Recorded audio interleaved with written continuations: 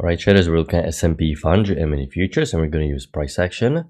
The structure is in a nice spike and a channel pattern because the first leg is steep and strong, followed by secondary trend that is more consistent. We have a nice bigger channel working higher. We have a correction in the market, which is normal. Every trending market has push phase and correction phase. We have a new low, first entry short, pullback, second entry short failure. But you can see the failed second entry short, although it's above the exponential moving average. It's a bearish bar, weak bearish bar, so you can't really go long above bearish bar. If you're a buyer, you have to go long above bullish bar. That's an important part of the setup.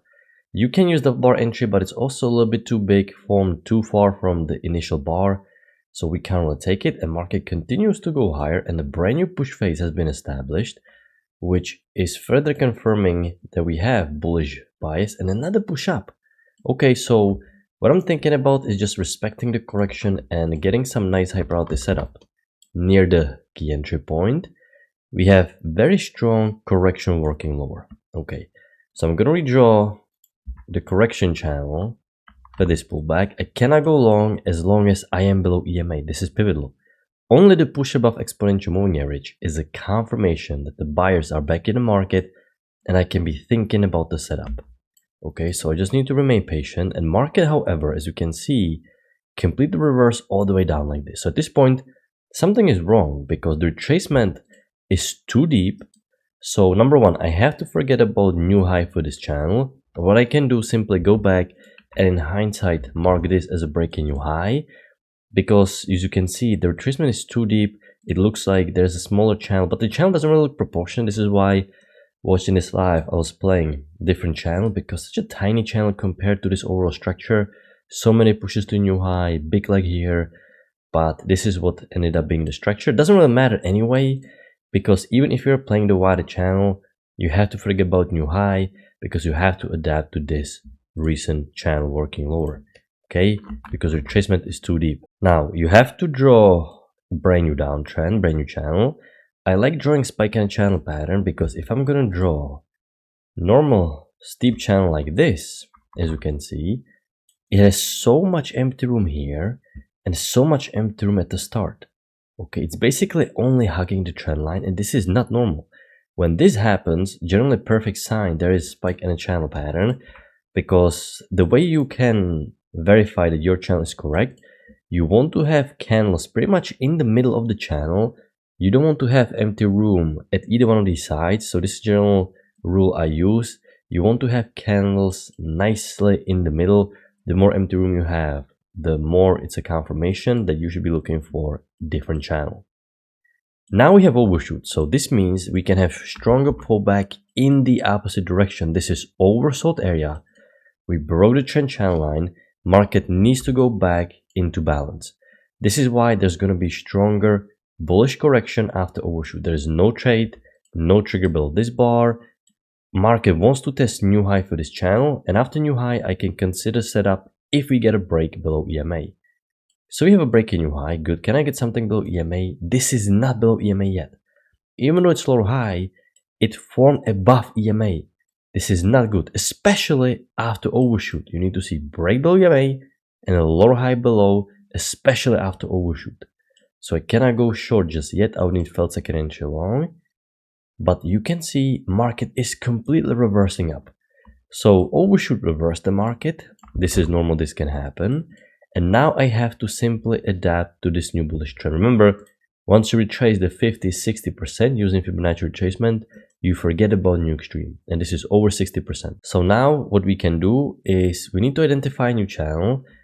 If we're going to draw a channel like this, it's not a bad channel using the first two swings, but it's a little bit too broad because you have empty room here. It's not like overshoot, empty room here. It's not acting like overshoot, just keeps working higher. So you can either keep this, or personally, I like drawing this channel, just ignoring this break, something like this, because candles are nicely in the middle. You can sometimes ignore the break if the rest of the structure complies. We have a new high. First entry long, pull back, second entry long. We have a second entry long at the EMA with the small support. While uptrend is new high, bullish trend is the pattern. This is almost great trade. You can see the bar didn't break below and above the previous bar, so it's variation of an inside bar. For this reason, I'm going to mark it a little bit more aggressive. Almost green trade, just not fully there, but it's a decent trade enough because you need new high. Scalp was made, big scalp was made, new high. And you can see shortly after, even our wider channel played out with the break, a new high. So no matter which channel you will draw, all uptrends played out, which is important because now, as you can see, you end up having a second entry long. It's an inside bar you cannot take, but we're not pattern traders. And this is why trendline rule is so powerful, because it will tell you that the trend concluded and you cannot be looking to go long. This is why price action traders have an edge over other market participants. This is why we're looking for these channels, because you have a break new high. We're not pattern traders. You cannot take the second entry long even with perfect bar. Okay, trendline rule helps you predict where the market's gonna go and if the trend is over. Because a lot of weak traders, they're gonna be forcing going long here. They look at the market, they see it working higher, and they're all gonna get trapped here while the market is correcting for a while. There's always a reason to price action. If you learn it, you're gonna have an advantage over other traders because most of them are clueless.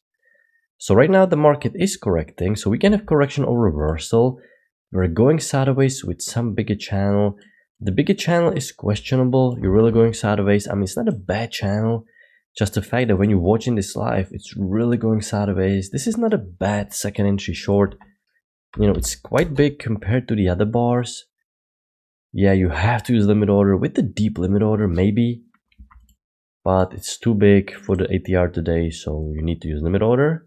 Breaking new low, downtrend played out. Okay, downtrend played out. So there is no bearish reversal, so I can tick this off. There's no reversal. I'm gonna draw a bullish trend working higher.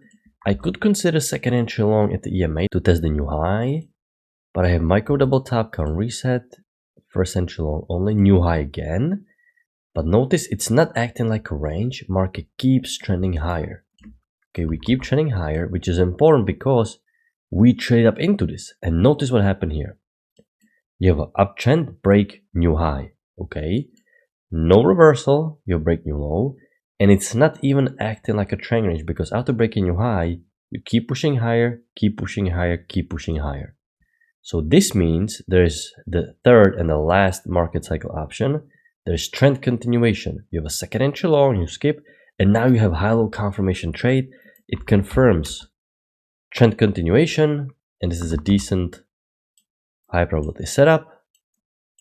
And after this push phase that is working higher, you need to look for bigger channel because simply you are making highs, high lows after new high, and there needs to be new channel. Okay, you don't want to have candles on a chart without a pattern.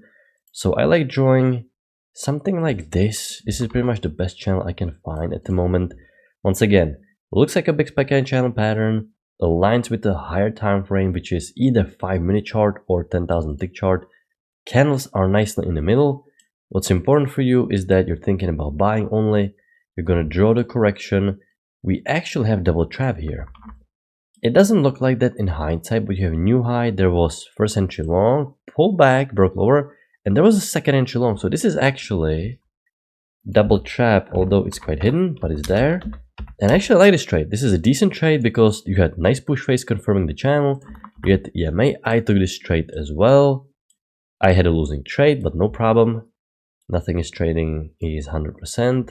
That's part of trading, nothing you can do. It's about the numbers, and now the market is correcting. You have push above EMA, but more importantly, notice what happened. You have one big leg, break, second big leg down. And this was a weaker version of a trend, weak to medium, because the pullbacks are strong, and now you have stronger pullback. You can even tell here, it looks like a one leg down. Okay, that's the reason why it fell most likely. But now you have one leg broad break, second leg down, which is telling you, okay, it's acting like weaker trend. You have push above EMA here, and you have a new low first entry, short pullback, second entry, short failure. After very broad two-legged pullback, correction phase ended, and this is the place where new push phase is about to start. And look at the trade, and look at the fantastic run. Once again, 1 or 2 trades like this, and your numbers are completely different. Okay, we have a second entry long. It's not bad. Notice how far up it ended. Basically, you're not gonna get new low because it retraced too much of this push down. It's just enough at the EMA, but not fully. I mean, I'm gonna mark it more aggressive. It's just not great yet. It's okay enough. But, you know, one leg down. Yes, there's deep retracement. There's not gonna be new low, but it's not just for the EMA, but still okay enough. Okay, now we have a second entry long, first entry long, second entry long, and this one is better. Great hyperalty setup, nice bullish bar, second entry long, hollow here, but not at the EMA, and the weak doji bar is not really helping us either. So I'm not really gonna mark it. Okay, you cannot go long above bearish bar. Same thing goes here, you cannot go long above bearish bar here, so you're just waiting patiently, You can be thinking about selling, but at the same time, there is no good trade. Terrible signal bars here.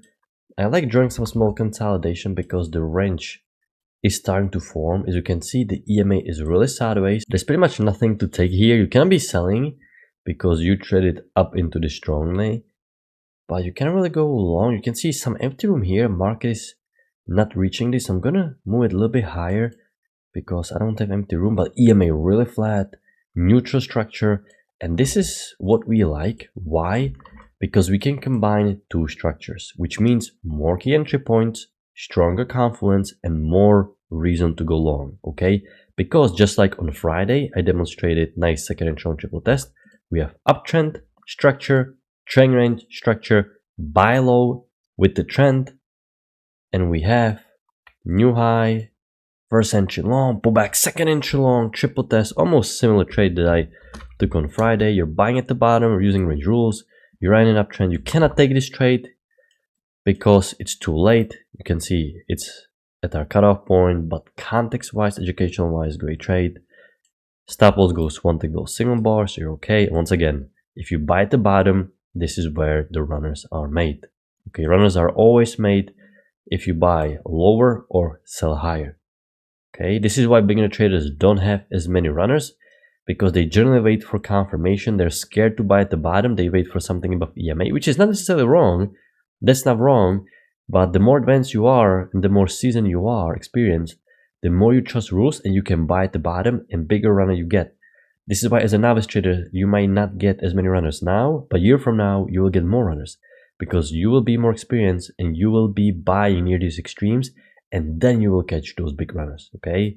And now it's way too late, market is about to close. Okay, so this is the overall structure for today. I rushed through this a little bit because, believe it or not, this is my second time recorded. I already recorded it once, a little bit longer, more thorough, but the audio wasn't there. My microphone wasn't connected in the recording system, so nothing I can do. So I went back, did it again, rushed it a little bit, but this is what I saw today on the chart, and I hope you had a good trading day. I'm gonna wrap it up. I'm gonna talk to you next time. If you like your trading,